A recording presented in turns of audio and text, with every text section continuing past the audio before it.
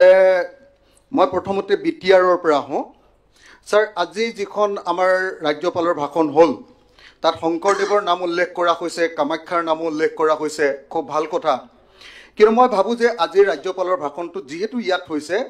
আমাৰ বডুফা উপেন্দ্ৰনাথ ব্ৰহ্মৰ নামটো স্মৰণ হ'ব লাগে।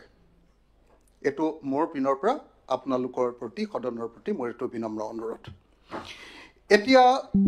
আমি দেখিছোঁ যে বিটিআৰটো যদি সঁচাকৈ ভালকৈ কাৰ্যকৰী হ'ব লাগে তেতিয়াহ'লে ফাণ্ড পজিশ্যনটো বাঢ়িব লাগে। এতিয়া দেখা গৈছিলে যে 2020-21 চনত যেতিয়া হাগ্ৰামা মহিলাৰ লাষ্ট আছিলে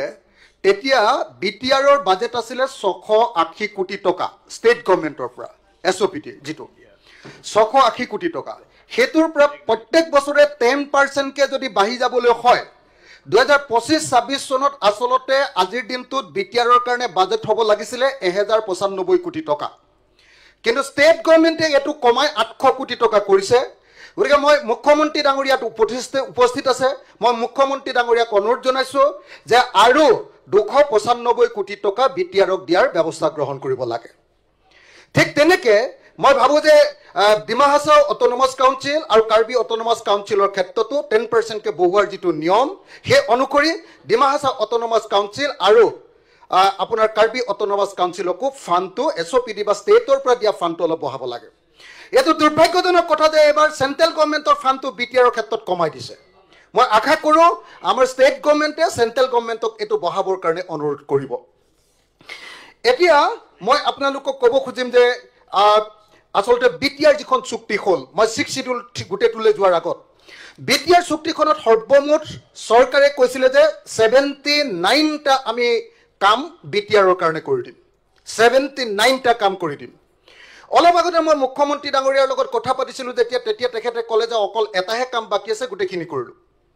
মই দেখিলোঁ যে গোটেইখিনি মই নিজে ইয়াতে একদম ধুনীয়াকৈ বনাই আনিছোঁ ৰিচাৰ্চ কৰি, সব মানুহৰ লগত কথা বাৰ্তা পাতি, যে আচলতে বিটিআৰৰ চুক্তিত 2020 চনত 27 জানুৱাৰীৰ তাৰিখৰ দিনে যে 79টা কামৰ প্ৰতিশ্ৰুতি দিয়া হৈছিলে তাৰ কেৱল 24টা কামহে এতিয়ালৈকে কৰা হৈছে, অৰ্থাৎ 30.37% কাম কৰা হৈছে আৰু বেছিভাগ কামেই এতিয়ালৈকে কৰা নাই। মই ভাবোঁ যে অসম চুক্তিৰ নিচিনাকৈ আকৌ বিটিআৰ চুক্তি কাৰ্যকৰী কৰিব লাগে বুলি যাতে বড়ো মানুহে আন্দোলন কৰিবলগীয়া নহয়, আকৌ যদি বড়ো মানুহে হাতত অস্ত্ৰ তুলিবলগীয়া নহয়, তাৰ কাৰণে এবছৰৰ ভিতৰতে বিটিআৰ চুক্তি 2020 চনৰ চুক্তিৰ 100% দফাসমূহ কাৰ্যকৰী কৰাৰ ব্যৱস্থা গ্ৰহণ কৰিব লাগে। এতিয়া যদি মই কওঁ এটা বা দুটা যদি উদাহৰণ দি দিওঁ, মুখ্যমন্ত্ৰী ডাঙৰীয়াই নিজে গম পাব। ইয়াত আছিলে অল্টাৰেশ্যন অফ এৰিয়া, BTADৰ অল্টাৰেশ্যন এৰিয়াত কৈছিলে যে inclusion of villages having majority tribal population, কৈছিলে যে তেনেকুৱা গাঁও আছে মই জনামতে 1100খন, এতিয়ালৈকে তেনেকুৱা ট্ৰাইবেল গাঁও ইয়াত অন্তৰ্ভুক্ত কৰিছে মাত্ৰ 60খন।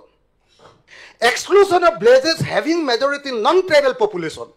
যিবিলাক নন ট্ৰাইবেল পপুলেশ্যন যাত 51তকৈ কম ট্ৰাইবেল মানুহ আছে সেইবিলাকক বিটিআৰৰ পৰা কটাৰ কথা আছিলে, তাৰ এখনো গাঁও এতিয়ালৈকে কটা নাই, সেইটো কটাৰ ব্যৱস্থা কৰিব লাগে। তাৰপাছত বিটিআদিৰ আপোনাৰ কনষ্টিটুৱেঞ্চি 40টাৰ পৰা 60টা কৰাৰ কথা আছিলে। 125 যিটো এমেণ্ডমেণ্ট আছে তাত নিশ্চয় এইটো আহিব। ইয়াৰ আগৰ আমাৰ ভাৰতৰ কেন্দ্ৰীয় চৰকাৰ লোকসভা আৰু ৰাজ্যসভাত যিটো 125 যিটো এমেণ্ডমেণ্ট বিল আছে তাত এইটো সংখ্যা বিটিআৰৰ কথাটো উল্লেখ নাই, এইবাৰ নিশ্চয় সোমাব নেক্সট ছিজনত। মই আশা কৰোঁ যে এই এমেণ্ডমেণ্টত 40টাৰ পৰা 60টা বিটিআৰৰ চিট আপোনাৰ 40 MCLAৰ চিটটো 60টাৰ পৰা 80টা নহয়, 40টাৰ পৰা 60টা, 40টাৰ পৰা 60টা কৰাৰ ব্যৱস্থা গ্ৰহণ কৰিব লাগে। এই তিনিটাই কাম কৰা নাই। এই তিনিটাৰ ভিতৰত মই দেখুৱালোঁ যে এটাৰ সামান্য অংশ এটা 1100খন গাঁৱৰ ভিতৰত মাত্ৰ 60খন গাঁও এতিয়ালৈকে অন্তৰ্ভুক্ত কৰিছে। তাৰপাছত যদি চাওঁ যে review of power and function of BTC, তাত 90টা যিটো হেৰি দিয়াৰ কথা আছিলে সেইবিলাকো এতিয়ালৈকে কাৰ্যকৰী হোৱা নাই।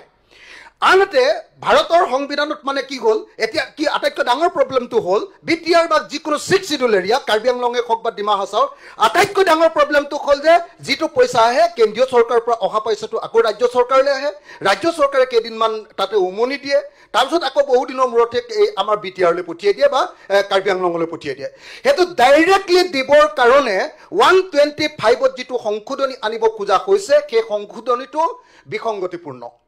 বিসংগতিপূৰ্ণ এই কাৰণে যে ভাৰতৰ সংবিধানৰ আৰ্টিকল 275হে অটোনমাস কাউন্সিল 6 শিডিউল এলেকাবিলাকৰ ফাণ্ডৰ কথাটো আছে কিন্তু 125ত আৰ্টিকল 280 সংশোধন কৰাৰ কথাহে কোৱা হৈছে 280 সংশোধন কৰাৰ কথা কৈছে এটো অকল আমাৰ ডিস্ট্ৰিক্ট কাউন্সিল আমাৰ পঞ্চায়তবিলাক ডিস্ট্ৰিক্ট পঞ্চায়তবিলাকৰ কাৰণে তেতিয়া বিটিআৰৰ মৰ্যাদা হ্ৰাস হ'ব বিটিআৰত আসলতে যি ক্ষমতা দিব খোজা কৈছে সেই ক্ষমতাটো নাইকিয়া হ'ব আৰু মই কেইটামান ইনষ্টিটিউচন বিটিআৰত কি হৈছে কি নহৈছে দুটা তিনিটা স্যাৰ আপোনাৰ নিজৰ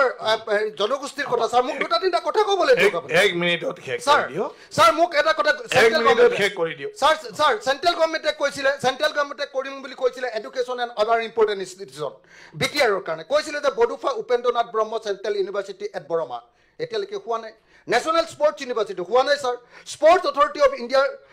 আপোনাৰ সেন্টাৰ উদালগুৰি বাক্সা আৰু চিৰাং কেৱল উদালগুৰিটো হৈছে স্যাৰ তাৰ বাহিৰে বাকিকিটা হোৱা নাই sir institute of livelihood management Tangla হেতু হোৱা নাই sir North East regional institute of medical science at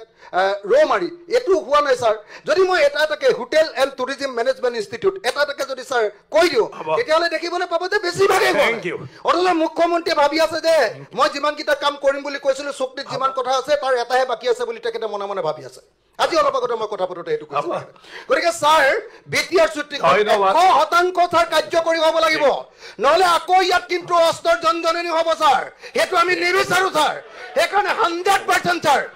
100% sir ইয়াত না তাৰ কাৰণে আলোচনা কৰিছে আপোনাৰ সাজেশন সেইকাৰণে 100% আপোনাৰ সাজেশনটো দিয়ক কৰিব লাগে স্যাৰ 100% পুৰা কাৰ্যকৰী কৰাৰ ব্যৱস্থা থ্যাংক ইউ মাননীয় অধ্যক্ষ মহোদয় অখিল গগৈয়ে মই তেখেতক অনুৰোধ কৰিম যে ইয়াত এটা খুব ভাল পৰিৱেশত আমি মিলনৰ এটা ভূমি পাতিছোঁ আপোনাৰ ভাষণে যাতে কালি ইয়াত অস্ত্ৰ জনজনী নুতুলে আমি ইয়াত প্ৰভোগ কৰিব অহা নাই ইয়াত আমি সেলিব্ৰেট কৰিব আহিছোঁ গতিকে এই কথাখিনি আপুনি গুৱাহাটীতো ক'ব পাৰিব কিন্তু মই ক'ব দিম কিন্তু অধ্যক্ষক অনুৰোধ কৰিম ইয়াত কাইণ্ডলি এনেকুৱা হ'ব নালাগে যে আপোনাৰ ভাষণটোৰ কাৰণে অহাকালিৰ পৰা নতুন আন্দোলন এটা আৰম্ভ নহওক নকৰিব কিহৰ কাৰণে আমি ইয়াত উইথ সেন্স অফ ৰেছপন্সিবিলিটি আহিছোঁ অসমৰ মানুহৰ আশা আকাংক্ষাৰ ইয়াত প্ৰতীক লৈ আহিছোঁ সেইকাৰণে let us talk positive things today critical things আমি গুৱাহাটীত গৈ পাতিব পাৰিম আজি ইয়াত যিসকল মানুহে আশা আৰু আকাংক্ষা লৈ বহি আছে তেওঁলোকে যদি কালি শুনি পাই একোৱেই হোৱা নাই একৰ্ডখন মানুহখিনি অহাকালিৰ পৰা আন্দোলন হৈ যাব হোৱা নাই এই কথাটো কোকৰাঝাৰত নকৈ মই কি হৈছে কি হোৱা নাই আপোনাক মই উত্তৰত কম কিন্তু আপুনি যিখিনি পজিটিভ আছে কক আজি নেগেটিভখিনি আমি গুৱাহাটীত গৈ পাতিব পাৰিম মই দুটা তিনিটা পজিটিভ কথা ক'বলগীয়া আছে আৰু দ্বিতীয়তে কথাটো হ'ল যে আমাৰ অধিৱেশনখন ইয়াতে যদি আমাৰ যি ব্যৱস্থা আছে এটা সীমিত সময়ৰ ব্যৱস্থা আছে মই 10 মিনিট সময় ল'ম গতিকে আপোনাক বিটিচিৰ আৰু মাত্ৰ দুটা মিনিটত কৈ দিলে আমাৰ পাৰ্টিৰ ফালৰ পৰা আমি 10 মিনিট সময় অখিল গগৈ ডাঙৰীয়াক এৰি দিম গুৱাহাটীত তেওঁ বিটিআৰ চুক্তিৰ ওপৰত দীঘলীয়াকৈ ক'ব পাৰিব ঠিক আছে থ্যাংক ইউ এতিয়া মই কৈ দিব আপুনি অধ্যক্ষ ডাঙৰীয়া মই শেষ কৰি ল'ব দিয়ক স্যাৰ শেষ কৰি ল'ব দিয়ক স্যাৰ হ'ব ঠিক আছে এটা এক্সপ্যান্ড কৰিব হ'ব ঠিক আছে হ'ব এইটো এক্সপ্যান্ড কৰিম হয় এতিয়া আসলতে আমি আসলতে এতিয়া 6 শিডিউল সম্পৰ্কে আলোচনা কৰোতে এটো জনা দৰকাৰ যে 6 শিডিউল কি 6 শিডিউল হ'ল মিনি কনস্টিটিউশন স্যাৰ 6 শিডিউল হ'ল মিনি কনস্টিটিউশন ইয়াত এখন কিতাপত স্যাৰ এখন কিতাপে 6 শিডিউলৰ ওপৰত আটাইতকৈ ভাল কিতাপ স্যাৰ জাষ্টিস BL খানচাৰিয়াই কৈছে সুপ্ৰিম কোৰ্টৰ চিফ জাষ্টিস তেখেতে কৈছে 6 শিডিউল হ'ল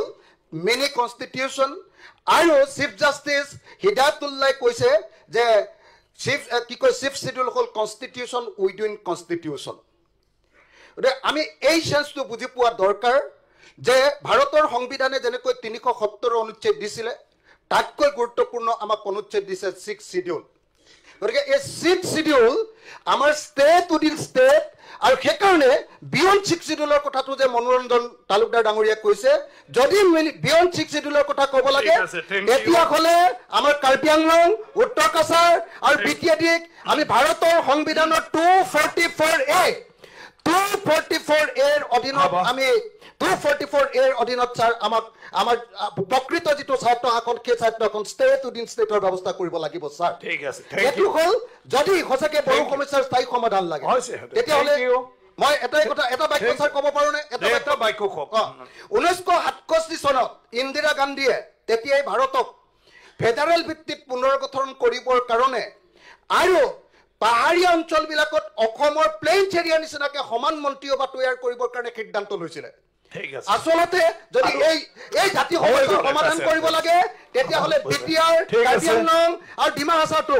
আমাৰ দিছপুৰৰ নিচিনা একেই মন্ত্ৰীসভা গঠন, একেই ক্ষমতাৰ মন্ত্ৰীসভা গঠন কৰাটোতে একমাত্ৰ সমাধান লুকাই আছে ছাৰ। এই দিশটোলৈ আমি আগবাঢ়ি যাব লাগিব আৰু তেওঁলোকক প্ৰকৃত অৰ্থত ষ্টেট উইদিন ষ্টেট ছাৰ এইটো দিয়াৰ ব্যৱস্থা গ্ৰহণ কৰিব লাগিব বা কনষ্টিটিউশ্যন উইদিন কনষ্টিটিউশ্যন দিয়াৰ ব্যৱস্থা।